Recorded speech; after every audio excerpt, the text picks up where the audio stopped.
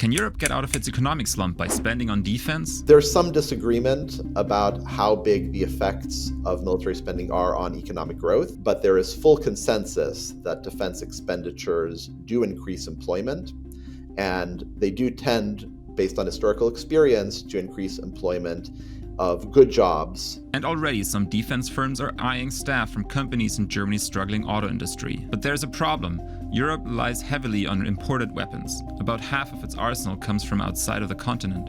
That means much of the planned spending could end up going to foreign firms abroad. The benefits really come if you spend on European firms, if you buy local, so to speak. For that to work at competitive costs, Europe would have to coordinate politically the companies that drive weapons manufacturing.